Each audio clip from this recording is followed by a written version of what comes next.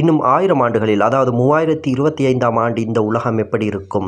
இது கற்பனை இல்லை. இது இன்று விஞ்ஞானிகள் கணிக்கும் எதிர்கால அறிவியல் மாற்றங்கள் தான். முதலாவது மனித உடலை பற்றி பார்ப்போம். இன்னும் 1000 ஆண்டுகளில் மனிதர்கள் இப்பொழுது போல் இருக்கவே மாட்டார்கள். அதாவது மரபணு தொழில்நுட்பம் என்பது முழுமையான மனித கட்டுப்பாட்டில் வந்திருக்கும். இதனால் பிறக்கும் முன்பே எல்லா நோய்களும் மனிதனிலிருந்து நீக்கப்பட்டிருக்குமாம்.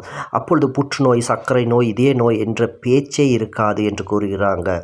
மனிதனது சராசரி ஆயுள் 150லிருந்து 200 ஆண்டுகள் வரை அதிகரித்திருப்பதற்கு நிறைய சாத்தியங்கள் இருக்குமாம்.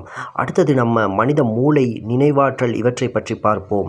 மூளை மட்டும் மனித உடலில் மட்டும் இருப்பதாக இருக்காது. அப்பொழுது மனித மூளையானது உடலிலும் இருக்கும், அத்துடன் கணனியுடன் நேரடியாக இணைக்கப்பட்டிருக்கும். எனவே மனித மூளை நினைவுகள் சேமிக்கலாம், நினைவுகளை மாற்றலாம், அழிக்கப்பட்ட நினைவுகளை மீட்டெடுக்கலாம். அப்பொழுது கற்கை, மொழி, திறமை இவை ஒரே நிமிடங்களில் அடையக்கூடியதாக இருக்கும். அடுத்தது செயற்கை நுண்ணறிவு, ஏஐ பற்றி பார்ப்போம். 3025இல் ஏஐ மனிதனுக்கு உதவியாக மட்டுமில்லாமல் ஏஐயும் மனிதனும் சமனாக இருப்பர். பல முடிவுகள் மனிதர்களால் அல்ல, ஏஐ மூலம்தான் எடுக்கப்படும். நாடுகளின் நிர்வாகம், வானிலை கட்டுப்பாடு, பொருளாதாரம் என்பன ஏஐயின் கணிப்பின் கீழ்தான் இருக்கும். அடுத்ததாக வேலைகள், ஒர்க்ஸ் எப்படி இருக்கும் என்று பார்த்தால், இன்று உள்ள வேலைகளில் 80% இல்லாமலேயே போயிருக்கும். டிரைவர், கிளார்க், ஆசிரியர், டாக்டர் எல்லாமே தானியங்கியாகும்.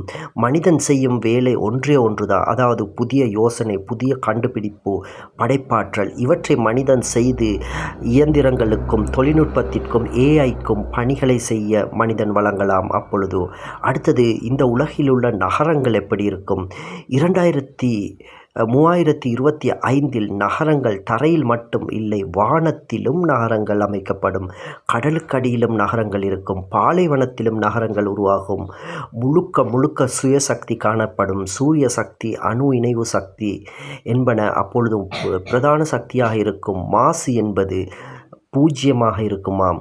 அடுத்தது பூமியின் நிலை எவ்வாறு இருக்கும்? இந்த பூமி முழுமையாக சூழல் மாசிலிருந்து குணமாகி இருக்காது. அதாவது சூழல் மாசு என்பது முழுமையாக குணப்பட்டிருக்காது என்றாலும் அதனால் கடல் மட்டம் பல நகரங்களை மூழ்கடித்திருக்கும்.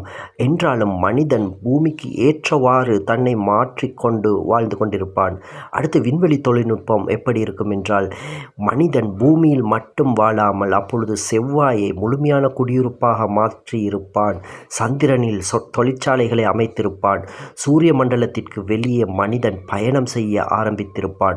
அடுத்து மதம், எல்லை, நாடுகள் இவை எப்படி இருக்கும் என்று பார்த்தால், 3025இல் நாடு என்ற கருத்து பலவீனமாக காணப்படும். மனிதன் ஒரே இனமாக பார்க்கப்படுவான். மதம் அறிவியல் புரிதலுடன் கலந்ததாக இருக்கும். அப்பொழுதோ இறுதியான ஒரு கேள்வி, 3025இல் உலகம் சொர்க்கமா அல்லது ஆபத்தா? இது தொழில்நுட்பத்தை பொறுத்தது. மனித அறிவு, மனித பொறுப்பு இரண்டும் சேர்ந்தால்தான் 3025இல் உலகம் பாதுகாப்பாக தொழில்நுட்ப வளர்ச்சியுடன் காணப்படும். இது எதிர்கால கணிப்பு மட்டும் இல்லை. இப்பொழுது விஞ்ஞானிகள் ஆய்வுகளின் மூலம் எதிர்காலத்தில் பெரும்பாலும் நடக்கக்கூடும் என்று கூறிய விடயங்கள். இவ்வாறான சுவாரஸ்யமான இன்னும் வீடியோக்களுக்காக நமது சேனலை சப்ஸ்கிரைப் பண்ணுங்கள். நம்முடன் இணைந்திருங்க.